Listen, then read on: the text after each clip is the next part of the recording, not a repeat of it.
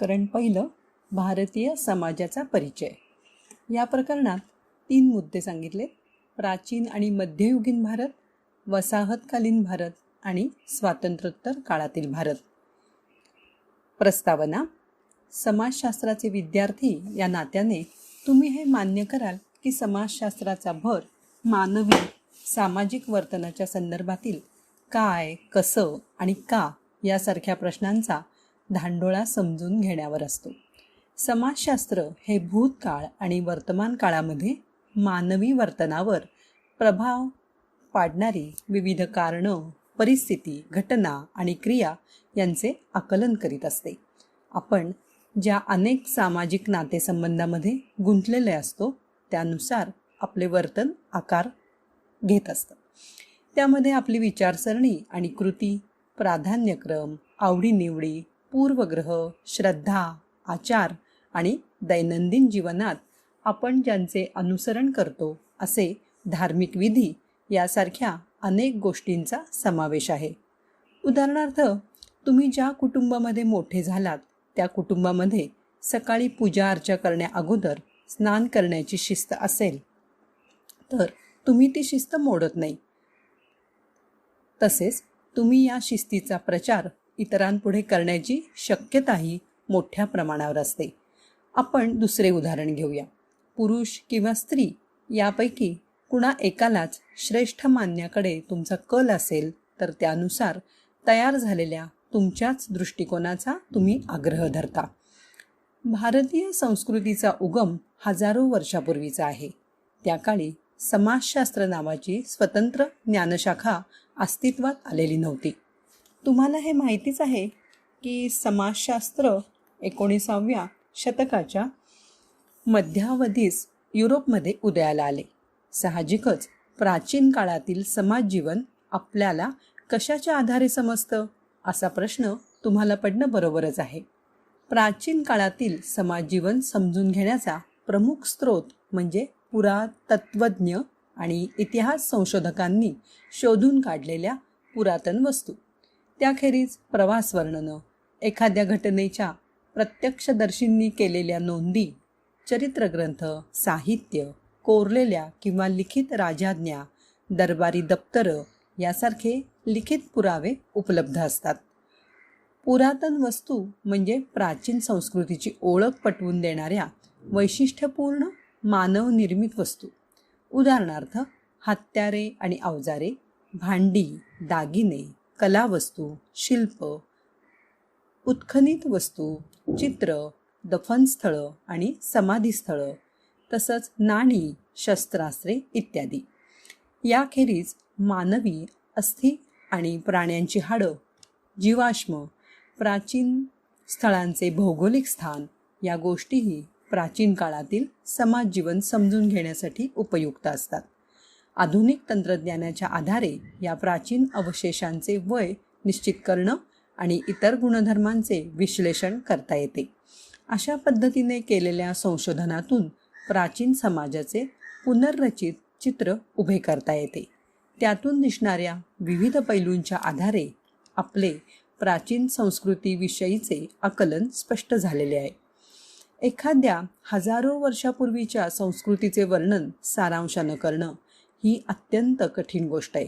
तरीही भारतीय संस्कृतीच्या ज्या विशिष्ट पैलूंमुळे भारतीय लोकांची जडणघडण झाली त्याबद्दल खूप काही शिकता येणं शक्य आहे.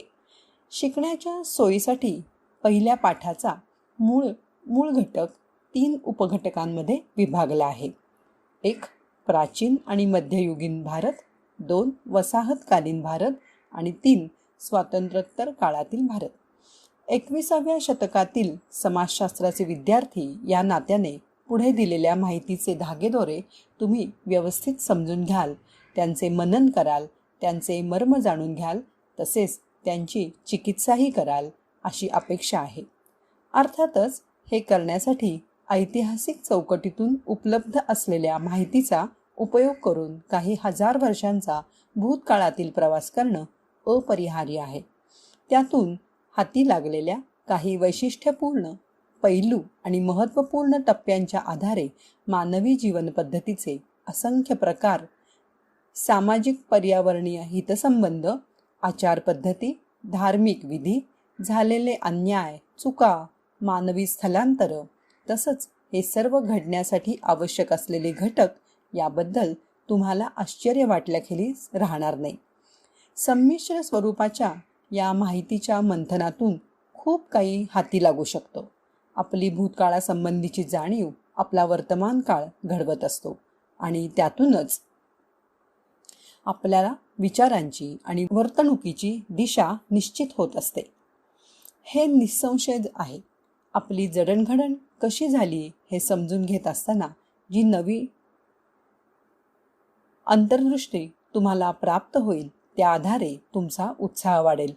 कारण तुम्हाला भूतकाळाकडून मिळालेला विविधांगी वारसा तसेच तुमचे वर्तमान आणि नजीकचा व दूरस्थ भविष्यकाळ या सर्वांची असंख्य पाळेमुळे किती खोलवर रुजलेली आहेत याची कल्पना तुम्हाला येईल. इथे 5 मुद्दे सांगितलेले आहेत. हडप्पा संस्कृती इसवी सन पूर्व 2600 ते 1500, वेदकालीन भारत इसवी सन पूर्व 1500 ते 500, दुसरे नागरिकीकरण इसवी सन पूर्व 500 ते 200, अभिजात काळ इसवी सन पूर्व 200 ते इसवी सन 650, मध्ययुगीन भारत इसवी सन 650 ते 1500. याचा पुढचा मुद्दा आहे 1. प्राचीन आणि मध्ययुगीन भारत. इथे दिलेल्या कालरेषेच्या आधारे भारताच्या प्राचीन इतिहासाचे विभाजन वेगवेगळ्या कालखंडात कसे गेले जाते याची साधारण कल्पना तुम्हाला येऊ शकेल. या कालरेषेत दर्शवलेली वर्ष ही अचूक नाहीत तर साधारणपणे दर्शवलेली आहेत. तुमच्या शालेय विद्यार्थी दशेत या ऐतिहासिक कालखंडाचा आणि त्यातील इतिहासाचा अभ्यास तसेच त्यासंबंधीच्या चर्चा केल्याचे तुमच्या स्मरणात असेलच. मग समाजशास्त्राचे विद्यार्थी म्हणून आपण सामाजिक इतिहासाच्या वाचनातून नेमकं काय समजून घेणार आहोत? समाजशास्त्राचा या वर्षीच्या अभ्यासक्रमात काही निवडक वैशिष्ट्यपूर्ण पैलूंच्या आधारे आपण प्राचीन आणि मध्ययुगीन काळातील भारताची समाज कसा होता हे जाणून घेणार आहोत. त्यामध्ये खालील सूत्ररूप गोष्टींचा समावेश आहे. 1. धार्मिक श्रद्धा प्रणाली आणि आचार. 2. स्त्रियांचे समाजातील स्थान. 3. शिक्षण पद्धती. 4. समाज जीवन आणि 5. नागरिकीकरण. या सूत्ररूप गोष्टींचा संक्षिप्त परिचय पुढे करून दिला आहे. पहिला मुद्दा यातला धार्मिक श्रद्धा प्रणाली आणि आचार. अभ्यासकांच्या मते सध्या उपलब्ध असलेल्या धार्मिक श्रद्धा प्रणाली आणि आचारासंबंधीचे साहित्य हे बहुस्तरीय आणि गुंतागुंतीचे आहे. हडप्पा संस्कृतीच्या उत्खननामधून मातीच्या विविध पुरुष आणि स्त्री मूर्ती मिळालेल्या आहेत. त्या देवतांच्या मूर्ती आहेत असे सर्वसाधारणपणे समजले जाते. परंतु तत्कालीन देवालय किंवा मूर्तिपूजा यांचा निश्चित पुरावा मिळालेला नाही. नंतरच्या वैदिक संस्कृतीमध्ये सूर्य, पर्जन्य, जल, वादळ अशा अनेक नैसर्गिक घटकांना देवता स्वरूप मानून त्यांची प्रार्थना केली जाई. कालांतराने इंद्र, अग्नी यासारख्या देवांना महत्त्व प्राप्त झाले. स्थानिक अवैदिक समूहांच्या स्वतःच्या श्रद्धा प्रणाली होत्या. या श्रद्धा प्रणाली कोणत्याही विशिष्ट धर्माच्या नावाने ओळखल्या जात नव्हत्या किंवा त्यांचे काही धार्मिक ग्रंथही नव्हते. त्यामुळे त्यांच्या श्रद्धा प्रणालींची माहिती फक्त प्राचीन धर्मग्रंथांमधील संदर्भांच्या आधारे, मध्ययुगीन नोंदींमधून आणि वसाहतकालीन समूह विशिष्ट वर्णनांच्या आधारे मिळू शकते. मानव वंशशास्त्रज्ञांनी समूह विशिष्ट श्रद्धा प्रणालींचे वर्गीकरण भूतप्रेतांवरील श्रद्धा म्हणजे ॲनिमिझम, अमानवी पूर्वजांवरील श्रद्धा टोटेमिझम यासारख्या शीर्षकांखाली केले. त्यासंबंधीचे तपशीलवार वर्णन तुम्हाला पुढील पाठामध्ये वाचता येईल. मानवशास्त्र असा एक मुद्दा दिलाय. युरोपीय नसलेल्या विदेशी समाज आणि संस्कृतीच्या अभ्यासाची गरज निर्माण झाल्यामुळे वसाहत काळामध्ये मानवशास्त्राचा उदय झाला. मानवशास्त्र हे भौतिक किंवा शारीरिक मानवशास्त्र व सामाजिक किंवा सांस्कृतिक मानवशास्त्र अशा दोन विस्तृत शाखांमध्ये विभागले गेले. वसाहतिक अभ्यासाचा भाग म्हणून मानवशास्त्राचे टीकाकार एडवर्ड सईद यांनी प्राच्यविद्या शाखेचा अभ्यास केला. हिंदू जीवन पद्धतीच्या संदर्भातील श्रद्धा प्रणाली आणि धार्मिक आचार यांची माहिती अनेक वैदिक ग्रंथातून मिळते. त्यातील काही लिखित स्वरूपातील आहे तर काही मौखिक परंपरेने जपलेले आहेत. त्यामध्ये वेदसंहिता, उपवेद, वेदांग, ब्राह्मण ग्रंथ, आरण्यके आणि महाकाव्ये यांचा समावेश होतो. वैदिक संस्कृतीचा काळ पूर्ववैदिक म्हणजे इसवी सन पूर्व सुमारे 1500 ते 1000 वर्ष आणि उत्तर वैदिक म्हणजे इसवी सन पूर्व सुमारे 1000 ते 500 वर्ष अशा दोन कालखंडामध्ये विभागलेला आहे. कारण या दोन कालखंडांच्या दरम्यान अनेक बदल घडून आले आणि त्या बदलांची चर्चा ओघाओघात होईलच. पुराणं आणि धर्मशास्त्रावरील ग्रंथांमधून हिंदूंच्या आचार पद्धतीचे आणि सामाजिक वर्तनाच्या नियमांचे वर्णन केलेले आहे. हे नियम कर्मसिद्धांत यावर आधारलेले आहेत. यालाच कार्यकारण परंपरेचा सिद्धांत असंही म्हटलं जातं. करावे तसे भरावे ही म्हण तुम्हाला परिचितच असेल. जन्ममृत्यूच्या चक्रावर हिंदूंचा विश्वास असतो. त्यानुसार व्यक्तीच्या एका जन्मातील कर्मसंचित पुढील जन्माचा आलेख निश्चित करते. जीवात्मा हा मोक्षप्राप्ती होईपर्यंत पुन्हा पुन्हा जन्म आणि पुन्हा पुन्हा मृत्यू या चक्रामध्ये अडकलेला असतो. हिंदू व्यक्तींच्या आयुष्यात 4 पुरुषार्थ म्हणजे उद्दिष्ट महत्त्वाची मानली आहेत. धर्म, फलाची आशा न धरता निरपेक्ष वृत्तीने विहित कर्म करत राहणं. काम, विहित मार्गाने शारीरिक सुखांची आणि आनंदाची प्राप्ती करून घेणं. अर्थ, विहित मार्गाने संपत्ती मिळवणं. मोक्ष म्हणजे जन्म मृत्यूच्या फेऱ्यातून सुटका मिळवण्याचे आयुष्यातील परमोच्च ध्येय. विविध अभ्यासक्रम आणि संशोधक यांनी मांडलेल्या मतानुसार पूर्ववैदिक काळातील समाज हा व्यवसायाधिष्ठित सामाजिक वर्णन पद्धतीच्या या पद्धतीची चर्चा पुढे केली जाईल बाबतीत ताठर नव्हता. मात्र काही काळाने वर्ण पद्धतीत अधिकाधिक ताठर सीमा निर्माण झाल्या आणि जातीव्यवस्था निर्माण झाली. तिचे रूपांतर उच्च नीचतेच्या स्तरांमध्ये विभागलेल्या रचनेत झाले. पुरोहित वर्गाचे वर्चस्व असलेल्या आणि पवित्र आणि अपवित्र या कल्पनांवर आधारलेल्या जातीव्यवस्थेत स्तरांची ही उतरंड खोलवर रुजत गेली. याचा अर्थ जातीच्या अंतर्गत विवाहाची सक्ती, धार्मिक आचारविधींना प्रमाणाबाहेर महत्त्व आणि जातींमधील सीमा अत्यंत कडक होत गेल्या. या पार्श्वभूमीवर महावीर, वर्धमान आणि गौतम बुद्ध यांनी वेद प्रामाण्याला आणि पुरोहितांच्या वर्चस्वाला विरोध करणाऱ्या नवीन तत्त्वज्ञानाची शिकवण लोकांना दिली. दोघांचा जन्म क्षत्रिय कुळामध्ये झाला असला तरी त्यांनी यज्ञविधींना प्राप्त झालेले अत्याधिक महत्त्व आणि पशुबळीची प्रथा तसेच सामाजिक उतरंड या गोष्टींना विरोध केला. त्यांचे तत्त्वज्ञान भारतीय परंपरेत बौद्ध धर्म आणि जैन धर्म म्हणून रूढ झाले. जैन धर्माची परंपरा अत्यंत प्राचीन असल्याचे समजले जाते. जैन परंपरेत एकूण 24 तीर्थंकर होऊन गेले. वर्धमान हे 24वे तीर्थंकर होते. हिंदू परंपरेप्रमाणेच जैन परंपरेतही कर्मसिद्धांताला मान्यता आहे. मात्र अहिंसा आणि तपस या 2 तत्वांना जैन जीवन पद्धतीत अत्यंत महत्त्व आहे. वर्धमान महावीरांनी त्यांच्या उपदेशात देव या संकल्पनेचा समावेश केलेला नाही. त्यांनी निर्वाण या तत्वावर भर दिला. त्यांनी लोकांना उपदेश करताना अर्धमागधी या लोकभाषेचा उपयोग केला. पुढे एक मुद्दा दिलाय, जाणून घ्या. जैन परंपरेमध्ये पूजनीय मानल्या जाणाऱ्या 16 स्त्रियांमधील द्रौपदी, कौसल्या, सीता, कुंती आणि दमयंती यांना हिंदू परंपरेमध्येही महत्त्वाचे स्थान आहे. हा मुद्दा इथं पूर्ण झाला. वैदिक परंपरेत यज्ञविधी आणि पशुबळी यांना तर जैन परंपरेत व्रतस्थ जीवन पद्धतीच्या दैनंदिन नियमांना महत्त्व देण्यात आले. गौतम बुद्धांनी 4 आर्य सत्य आणि अष्टांग मार्गावर आधारित मध्यम मार्गाचा उपदेश केला.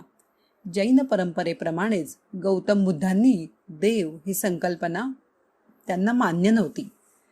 त्रिपिटक हे बौद्ध धर्माचे पवित्र ग्रंथ पाली या लोकभाषेत लिहिलेले आहेत. गौतम बुद्धांनी भिक्षू संघ स्थापन केला आणि भिक्षू संघाला अत्यंत महत्त्वाचे स्थान दिले. व्यक्तिगत आणि सामाजिक पुनरुत्थानासाठी आवश्यक अशी पार्श्वभूमी निर्माण करणं हे भिक्खू आणि भिक्खू संघाचे महत्त्वाचे कार्य होते.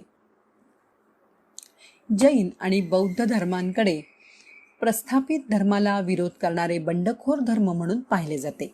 या दोन्ही धर्मांनी समाजाच्या सर्व थरांमधील व्यक्तींना प्रवेश दिला. त्यामुळे मोक्षाचा हक्क समाजातील विशिष्ट वर्गापुरताच मर्यादित राहिला नाही. जैन धर्माच्या तुलनेत बौद्ध धर्मामधील नियम हे सौम्य होते. त्यामुळे बौद्ध धर्माकडे लोक मोठ्या संख्येने आकृष्ट झाले. हे समजण्यासारखे आहे. बौद्ध धर्माचा प्रसार दूरवर झाला. मौर्य सम्राट अशोकाच्या आश्रयामुळे त्याचा प्रसार भारताच्या सीमा ओलांडून तिबेट, चीन, मंगोलिया, म्यानमार, जावा, सुमात्रा, श्रीलंका अशा बाहेरील अनेक प्रदेशांमध्ये झाला. आजही या प्रदेशांमधील लोकांच्या दृष्टीने भारत ही त्यांच्या धर्माच्या उगमाची भूमी म्हणून पवित्र आहे. ज्या व्यक्तींनी बौद्ध भिक्खू आणि भिक्खुणींची दीक्षा स्वीकारली त्यांच्यासाठी बौद्ध संघाची स्थापना करण्यात आली. बौद्ध धर्मामध्ये व्यक्तीच्या नैतिक उन्नतीला आणि त्यावर आधारित जीवन पद्धतीला महत्त्वाचे स्थान देण्यात आले. त्यामध्ये दानवृत्ती, स्वार्थत्याग, संयम, विचार आणि कृतीमधील अहिंसा या गुणांनी युक्त अशा आचरणावर भर देण्यात आला. उपनिषदांमध्येही या गुणांवर भर दिलेला आहे. हे गुण बौद्ध जीवन पद्धतीत मोठ्या प्रमाणात आचरणात आणले जातात. कालांतराने जैन आणि बौद्ध या दोन्ही धर्मांमध्ये स्वतंत्र पंथ निर्माण झाले.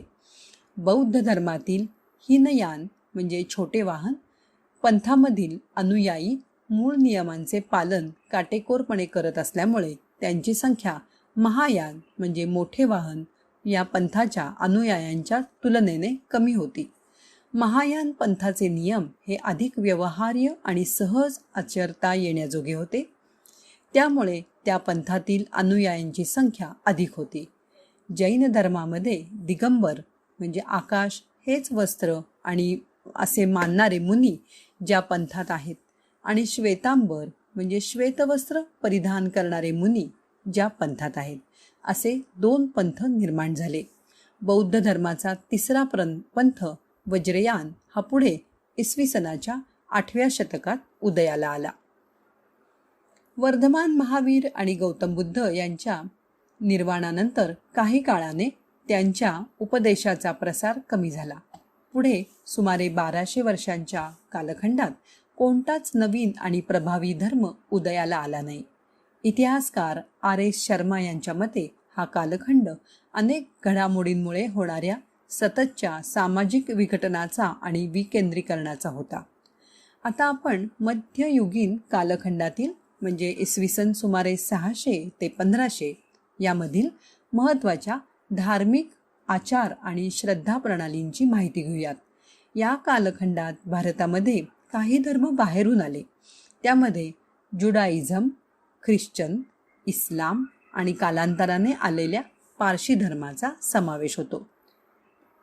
संगम कालखंड इसवी सन पूर्व 6वे शतक ते इसवी सन 3रे शतक असा कालावधी. हा दक्षिण भारतातील म्हणजे साधारणपणे आजचं तामिळनाडू आणि केरळ या राज्यांचा प्रदेश. प्राचीन इतिहासाचा काळ आहे. या काळात प्राचीन तामिळ कवी आणि साहित्यिकांच्या मदुराईतील संगमांमुळे म्हणजे परिषदांमुळे संगम कालखंड असं म्हटलं जातं. या कालखंडात समाजावरील धर्माचा पगडा फार तीव्र नव्हता. लोकांचे धार्मिक आचरण विविध प्रकारचे विधी आणि भक्ती या दोन्हीवर आधारलेले होते. धार्मिक विधी भूतप्रेतादी आणि तत्सम स्वरूपाच्या देवतांच्या उपासनेशी संबंधित होते. तसेच वृक्ष, दगड, जल, प्राणी, तारे आणि ग्रह यांनाही देवता स्वरूप मानून त्यांची पूजा केली जाई. संगम काळातील लोकांना काही आध्यात्मिक आणि तात्विक सत्यांची जाणीव होती. जीवरूपी चैतन्य हे शरीराहून भिन्न असते असे ते समजत असत. त्यानुसार चैतन्यरूपी जीवाचे स्वतःचे स्वतंत्र अस्तित्व असते, परंतु त्याच्याखेरीज असलेल्या शरीराला अस्तित्व नसते. संगमकालीन लोकांचे पूर्वज पूजा, पुनर्जन्म यासारख्या गोष्टींभोवती गुंफले गेलेले तत्त्वज्ञान मृत्यू आणि मृत्यूनंतरचे जीवन यांचा विचार करणारे होते. काही अभ्यासकांच्या मते पारशी धर्माचा उगम वैदिक काळाच्याही पूर्वीचा आहे. या धर्माचे मूळ मध्य पूर्वेच्या प्रदेशात आहे. या धर्माच्या अनुयायांचा धार्मिक छळ होत होता, म्हणून त्यांनी स्थलांतर केले आणि ते भारताच्या पश्चिम किनाऱ्यावर गुजरातमध्ये पोचले. ते तेथेच स्थिरावले, तेथील संस्कृतीत मिसळले.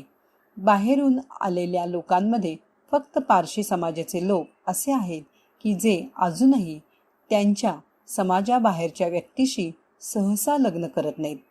पारशी धर्म बाहेरील व्यक्तींना आपल्या धर्मात घेण्यास परवानगी देत नाही. तसेच त्यांच्या अग्यारीत पारशी व्यक्तींखेरीज इतरांना प्रवेश करण्यास बंदी असते. बाहेरून भारतात आलेल्या धर्मांच्या अनुयायांपैकी ज्यू धर्मीय लोक हे सर्वप्रथम होत असं मानलं जातं. ते हिब्रू राजा सॉलोमन याच्याबरोबर व्यापारासाठी भारतात आले. कोचीमधील ज्या लोकांनी ज्यू धर्माचा स्वीकार केला त्यांना कोची ज्यू असं नाव मिळालं. कोचीच्या किल्ल्यामध्ये आजही ज्यू सिनॅगॉग पाहायला मिळतं. भारतातील ज्यू समाजाची लोकसंख्या कमी झाली आहे. बेने इस्रायल ज्यू या समाजाचे काही लोक मुंबईमध्ये आणि मिझोराम या राज्यात आहे. ज्यू धर्मीय लोक तोरॉ या धर्मग्रंथातील नियमांचे पालन करतात. तोरॉमध्ये बायबलच्या जुना करार या ग्रंथाचा समावेश आहे. ज्यू धर्म हा एकेश्वरवादी आहे. पृथ्वी तलावावर देवाच्या प्रेषिताचे आगमन अजून व्हायचे आहे अशी ज्यू धर्मीयांची श्रद्धा आहे.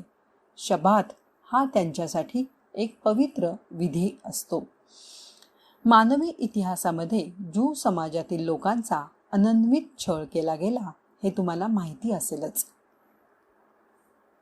अनेक शतके ज्यू लोकांना त्यांची स्वतःची भूमी नव्हती आणि त्यामुळे ते वेगवेगळ्या खंडामध्ये विखुरले होते. त्यांना स्वतःची म्हणून म्हणण्याजोगी भूमी, स्वतःचा देश इस्रायल मिळवण्यासाठी 20 शतक उजाडावं लागलं. त्यासाठी त्यांना राजकीय संघर्ष करावा लागला. इसवी सनाच्या पहिल्या शतकात येशू ख्रिस्त यांचे शिष्य सेंट थॉमस हे त्यांच्यासोबत दक्षिण भारतातील मलबारच्या किनाऱ्यावर ख्रिश्चन धर्म घेऊन आले. येशू ख्रिस्तांच्या अनुयायांना ख्रिश्चन म्हणून ओळखण्यात येऊ लागलं. सेंट थॉमस यांच्या मलबारमधील स्थानिक अनुयायांना सिरियन ख्रिश्चन म्हटलं जाऊ लागलं. ख्रिश्चन धर्मही ज्यू धर्माप्रमाणेच एकेश्वरवादी आहे आणि त्यांच्या जीवन पद्धतीचा दृष्टिकोन एकरेषीय आहे. म्हणजेच प्रत्येकाला एकच जन्म मिळतो आणि त्या जन्मातील त्यांच्या वर्तणुकीच्या आधारे त्यांना स्वर्गात प्रवेश मिळेल की नाही याचा निवाडा केला जातो. हा विचार त्यांच्या श्रद्धा प्रणालीच्या मुळाशी असतो. प्रेम हे ख्रिश्चन धर्माचे पायाभूत तत्व आहे आणि सर्व ख्रिश्चन धर्मियांच्या मनात प्रेषित येशू ख्रिस्तांचा मृत्यू आणि पुनरुत्थान याबद्दल विश्वास असतो. वसाहतवादी काळात ख्रिश्चन धर्माचा भारतामध्ये लक्षणीय प्रभाव होता. भारतामध्ये इस्लामचे आगमन इसवी सनाच्या 6व्या शतकात झाले असले तरी त्याचा प्रभाव ठळकपणे दृश्यमान होण्यास बराच अवधी जावा लागला. ज्यू आणि ख्रिश्चन या धर्मांप्रमाणेच इस्लाम हा धर्मही एकेश्वरवादी आहे आणि पवित्र कुराण हा ग्रंथ इस्लामच्या श्रद्धा प्रणालीचा स्रोत आहे. काही मुद्दा सांगितलेत पुढे. दृढ श्रद्धेची कबुली, शहाद म्हणजे कलमा, नमाज पढणे म्हणजे सलात, दान देणे म्हणजे जकात, रमझानच्या पवित्र महिन्यात उपवास करणं म्हणजे सॉम म्हणजेच रोजा आणि मक्केची यात्रा करणं म्हणजे हज. मध्ययुगामध्ये इस्लामचा प्रसार दूरवर झाला. अनेक मुस्लिम सत्ताधीशांनी इस्लामचा प्रसार करण्याचे कार्य केले. दिल्लीच्या इस्लामिक सत्तांनी एक मोठे साम्राज्य उभं केलं.